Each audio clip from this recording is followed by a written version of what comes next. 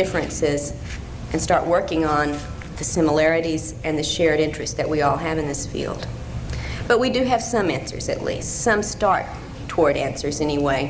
For instance, we know abductions are real. We know that the abducting agenda includes very physically oriented goals. We know that the abductors contradict themselves and often give false information, as well as information we don't have any way of testing. We know they are capable of masterful illusions. We know that they always take control of us during encounters, which to me is a sign that they fear an unfettered Homo sapien. And we know that our government knows about this situation and is actively involved to the level of carrying out covert and illegal actions against its own citizenry. No matter what the truth ultimately proves to be, we have to go for it. I mean, without it, we're like children playing with shadows. And we're ignorant, and we're certainly unempowered to deal with and confront whatever the real entities are behind this masquerade. To take it all at face value is foolish. To take none of it at face value is ridiculous. Investigations into this field there cannot be anything more important for us to be doing right now than to dig past our wishes, dig past our fears, and dig for objective reality and understanding. Well, that's the sermon for this morning, folks. What I'd like to do with the rest of my time is to show you and make brief commentary on some of the illustrations and photographs from the women in Taken, and I'll ask the gang over there in the corner to start the video. And before you do, Craig, just a moment. Most of the video is of slides, of photos and drawings. At the very end of this, however, is an excerpt from a videotape one of the women in Taken made when she was having extreme military aircraft activity over her rural cattle ranch in Tennessee. And I might point out that mysterious deaths and cattle mutilations on that area during this time corresponded to those in Alabama that Linda has made us all familiar with, and none of which were explained. Even when there were no mutilations, the dead cattle were simply, all they could find was unknown toxicology, and it led in a year's time to a loss of $11,000 worth of cattle. So this is something pretty big for the family involved here. So there will be a little bit of video at the end of this. So Craig, let's go for it. This is the farmhouse in Indiana in 1954, Pat and her siblings and her mom. This is where the aliens abducted the family, and then the next morning the military came and sequestered them. This is the only drawing that Pat has made of later experiences. She called that little device the soul machine, and she sat on it and ran her hands over those little holes of different colored light, and she heard a sound they told her was the sound of her soul. I'd love to hear about other reports similar to this if any of you know of them. This was also in the facility where she was shown the cloned body. This is Polly's drawing of some of the bulbous, wrinkled-headed aliens. She said they almost posed for her to get this conscious memory. You know how often they don't give you very much to take back consciously. And this kind of alien description has turned up in other people's reports. We'll see one more in here, in fact, in a little bit. From Lisa, here's one of her. She says, "I'm no artist. Don't tell me I am, because I know I'm not." And I think she did great for being no artist to show the hooded figures. These are less frequently reported, but this one she was able actually to see some facial features where very often the hood completely obscures them. This is Lisa's drawing of another of the bulbous-headed entities, sort of similar to what we saw with Polly's drawing earlier. And these have been reported in a number of other cases as well. Not your typical gray or reptoid or insectoid, but something seeming to have more of a porpoise-type bulbous forehead. A typical gray in a hat, right? And this happens. I remember seeing one myself when I was quite young. She said this was surprising because its mouth would open, and we have a few cases where the little slit has actually opened. So just one of Lisa's representations. This one, she says, is very similar to a figure in Linda Howe's latest book with the flat, ridged nose area. This entity, she's not real fond of at all, was involved in what she said was one of the rape scenarios she was put through. Let's see what's coming up next. Lisa's drawing of the reptilian entity that was very aggressive sexually with her as well. And again, she says, please remember, she's no artist, but it was a brown, scaly, hard exterior with the slit eyes, vertically slit eyes, and clawed appendages or fingers. And a very robust entity. Symbols that she has seen in these, and this is so typical. I mean, we could flash symbols, and so many of them are some version of the triangle and the circle. We'll see another variety of this kind of symbol a little bit later with Angie's drawings.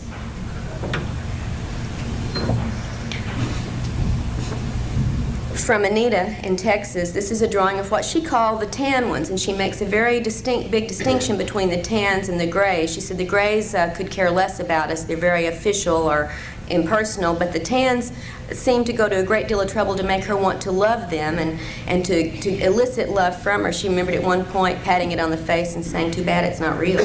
This is the drawing from Anita's granddaughter who lives with her of what she said were the mushroom men who had come into her room one night. These, however, she said were no more than maybe 1.5 feet, 2 feet tall. And you note the drawing details that she is included in 4 fingers and so on. Here's Beth's drawing in Puerto Rico of one of the doctors on board who dealt with her and her entire family in 1978 when they had a massive abduction. Jorge Martinez investigated a lot of this case, but it's only been reported in Spanish so far, so, except for what we have in Taken. Widow peak, hairline, very typical reported humanoids. When Beth recalled being taken by the military to a desert area where there was an above-ground compound area, much like what Ted described, being then taken again underground through this adobe or old-type structure into a room with military where she said 2 men in astronaut suits made a presentation here in this underground room to her and a number of other military people who had her there. And she was there not by invitation but by duress. So very similar to what Ted had remembered from the mid-'80s event in Albuquerque. We don't know where these facilities might be, but you know, Kirtland's not that far away. One of Jane, also one of the women in Taken from Texas, one of the photographs of a UFO, Jane's entire scenario began with a number of overflights of UFOs witnessed by neighbors and relatives, and she was instructed on this day to clean her camera, get new film, and go out. They were going to be there. And this is one of the shots. Some of the body marks that we've talked about so many times, the triangle of punctures on Jane's arm, are typical of what most of us have had recurrently. Let's see if we can go on to some other physical marks, I believe, here. We'll see a little bit later, if not right now. I can't remember the order of these things. Yeah, this scoop mark on Jane's leg. Now there are some scoop mark reports that we've had, including one in the family, where after the scoop begins to heal, a waxy grayish substance oozes out of this for a while, and then it heals up to the regular scoop mark that we know, and this is one instance of that happening with Jane. Jane's drawing of a memory of being before this council of long-haired, light entities. She cannot recall what they were telling her, however, but this was the best she could do to capture the feel of these faceless entities. And again, this is often a similar situation reported by other people, including one other in the book Taken, Amy. An unusual scenario, Jane recalled only snatches of an encounter in which she saw robed aliens at work in one of the facilities, and she heard them listing certain places in the Texas, Louisiana area by name, certain towns and locations, and then the words activate, activate, activate. The little black box, the memory of the faces, seeing her feet as she's being carried out of here, all just very partial glimpses from an event with in Jane's recollections. And the little black box is very similar to the box used in Ted's cloning soul transfer event. And you notice these weird black tubes coming out. We're going to see that later in other drawings. Jane's most intense recent encounter she tried to relay in a series of paintings, being on the desert planet, so many people report, seeing the UFO coming in, being under control where she couldn't move, and then watching a series of changes where the UFO seemed to beam down this illuminated globe-type structure with markings she couldn't really capture in all their detail. And then this going through another stage of transformation from this globe-like decorated object to a floating dark globe with antenna that began to come very close to her, so close that she became fearful she was going to be knocked off the mesa where she was sitting. And the last conscious memory she had of this event was of this globe coming up right to her face. Under regression, we found out some more information about what went on, including an implanting procedure that this globe was involved with in Jane's suppressed memories.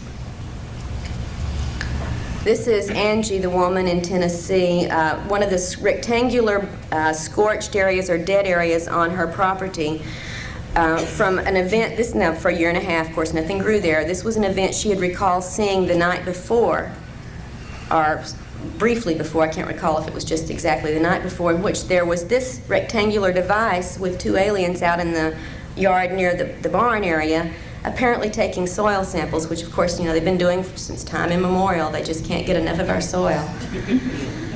But the mark on the ground was physically there for quite a while. And if anybody's willing to pay for some soil sample testings, we've got some. Here's the area of the rural cattle ranch where the mutilations and unexplained deaths have occurred.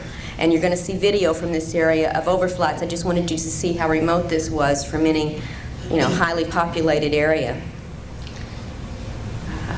One of the unexplained deaths, this was not a mutilation, it was the report from the vet was unknown toxicology, and there were a number of other cases both in the Tennessee and Alabama area during this time. But there were also mutilations among the cattle on Angie's property. There's one that seems to be almost an interrupted mutilation. I'd love to get Linda's analysis of this. You see a triangular patch of skin has been cut but not taken off yet. The jawbone has been cleaned.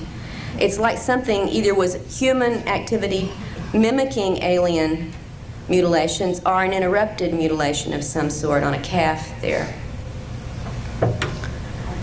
Angie's fetus, after an alien implant that she later miscarried, she actually retrieved the fetus, but under control, of course, took care of making sure it did not, well, it was retrieved by aliens, she believes, the day later. But she saw the size of it and the features of it. She said when they came back to induce the miscarriage that this was the instrument, the long instrument that was used to induce the miscarriage vaginally, and then this little container was, she said she had no idea what the little container was for, but she did remember that also being present on the bed in her bedroom when they came to cause this loss of the child. Some of the marks from some of Angie's experiences, again, the sets of punctures correlated with consciously remembered events. One of the fetal nursery representations, this is what Angie saw, and this one is included in the book, so you can read more carefully what description she has for the various things.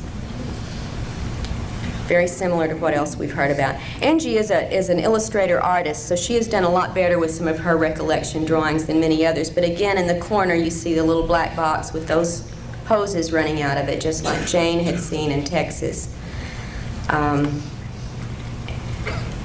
In fact, Angie has a number of excellent illustrations, but we could do that all day. Here's one of them, one of the suited grays, which she said rarely would she see them in clothes. This one had an outfit on. And she didn't know what the little jumble of shapes on the table was. She said maybe it was art. I don't know. Nothing was explained to me. She also had encounters with, actually 7 different alien physical types. This one with the bumpy skin, the bumpy joints of the fingers, etc. And some of the aliens with which she had contact were completely human-looking, although they didn't act human, they did look human, notably brown-haired and blonde-haired humans. Here's one of the brown-haired woman and man, and he's got some equipment. We can't really see it very clearly here, as if he's scanning, I don't know, the air or something, taking readings of some sort, and the woman escorted Angie into back to the craft for her encounter later on. This was just out on her property. This one, both Angie and her husband recalled the little troll-like or dwarf-like entities coming into the room, and in fact it was her husband who was taken away in this encounter. And they both remembered all of this consciously. And these troll or dwarf-like entities turn up, as you'll see in the correlated chart of comparisons there in the book, with more than just Angie in the book, and with a lot of other people too. Again, we see one of the emblems. We've got the triangles. I think they show up almost every time unless we have the serpent showing up. She said this was on a belt that one of the entities was wearing.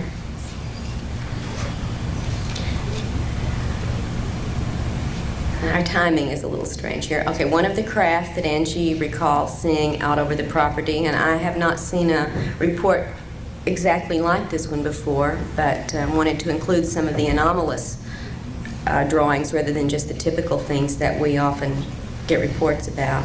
Another one over the area, and that's the bottom view of it. It seemed like a fiery or molten-y area, very similar to what's reported in the bottom of the Gulf Breeze crown-type craft.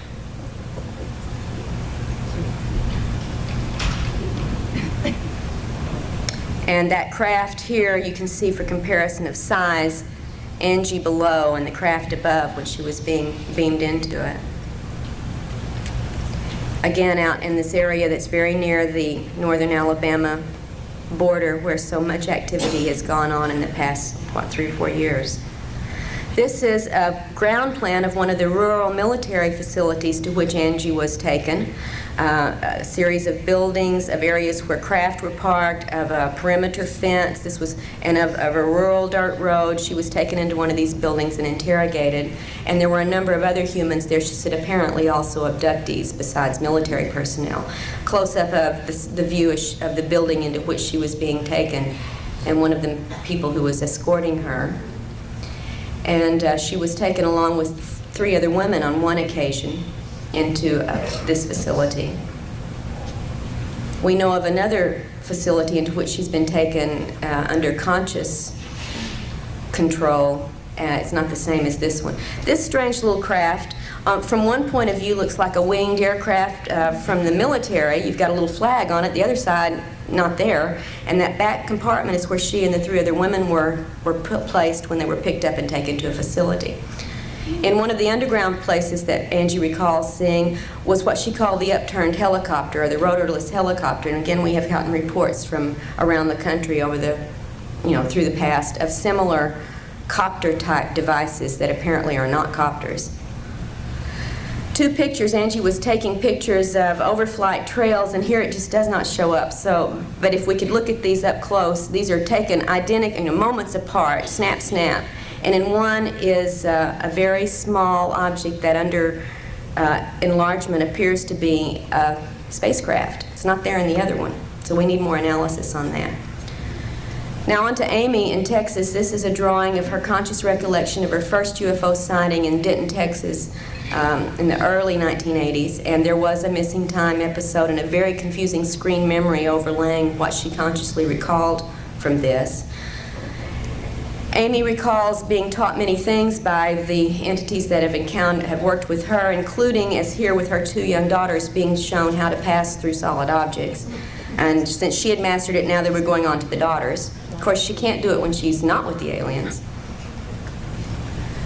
One of her daughter's drawings of a ball of light that she has seen a couple of times in the house, and this is a young child's drawing. She says she's only seen this one a couple of times. It's 2 to 3 feet wide, but the one she has seen more frequently is much smaller, like a probe device that we've heard reported numerous times. This one being slightly different, as you'll see here. She said it's like a wiggly tail appendage coming off of this one, but she says this is frequently in the room with her. And she doesn't seem to be fearful of anything to do with these probes, these light sources, although she's not real happy when the aliens have interacted with her.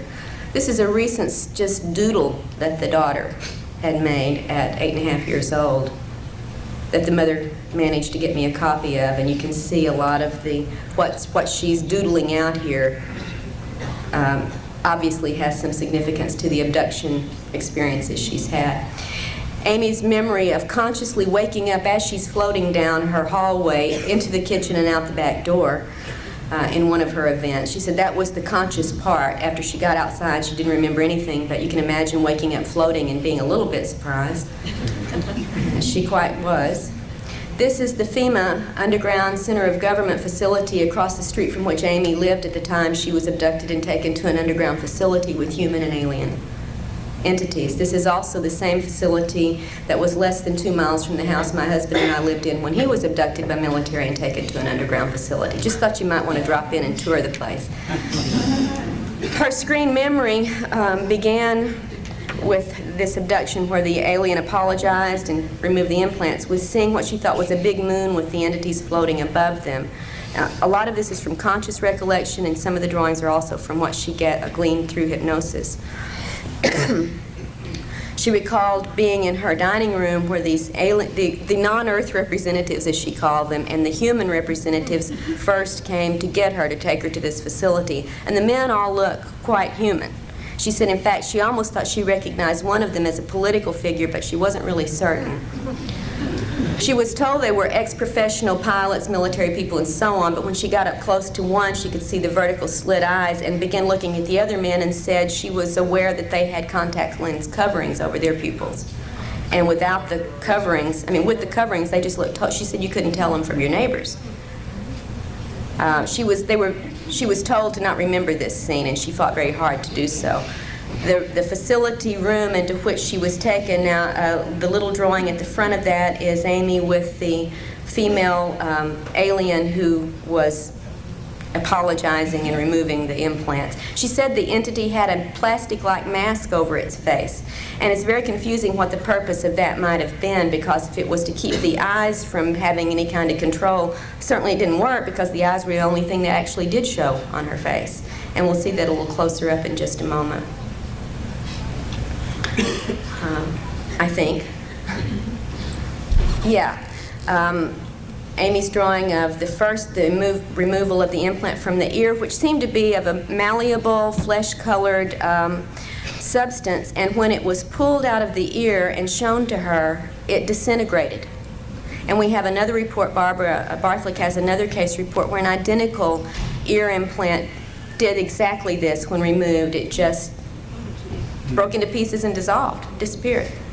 But she said when she looked at it before it changed, she could see what were embedded in it, like finely placed little wires or filaments that were in this biological-looking or flexible-looking material that was very flesh-colored. Then the removal of the implant from the base of her neck, and there is still a little white circle from where that occurred. At this point, there was nothing on that we had evidence of from the ear removal. This implant was more typical of some others we've seen on drawings and x-rays, metallic filament rod with little filaments on the end.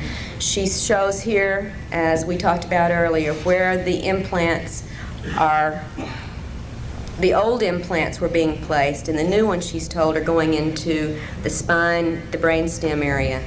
And the alien told her about some of the newer implants. Now this is the drawings of first the instrument used to remove them, the little biologically flexible looking ear implant, the spot on the back of her neck, and the implant that was taken out of that spot, the rod with little filaments on the end. And this is also in the book, one of the illustrations we were able to include.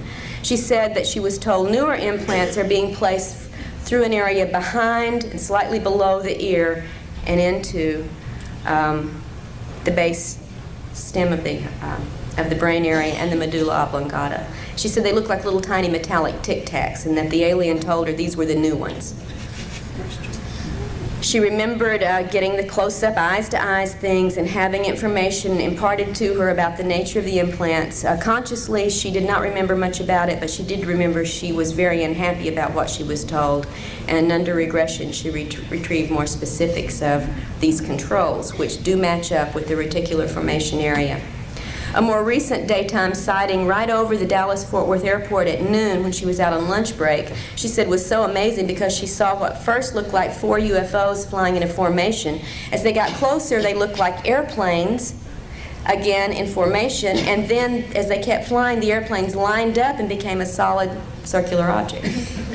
One of the nonsense marks, and we certainly get a lot of these, this one happens to be on Amy, marks on the body that are not punctures, not claw marks, not burns, not cuts, they're just designs. And these turn up from time to time, and this one we just were able to get a good photo of.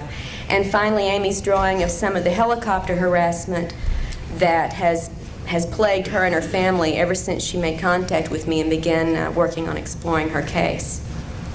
And of course, many of us, including our family, have had this over and over and over. Amy's had a lot with the helicopters. Angie's had a lot with numerous military flights. So give a listen.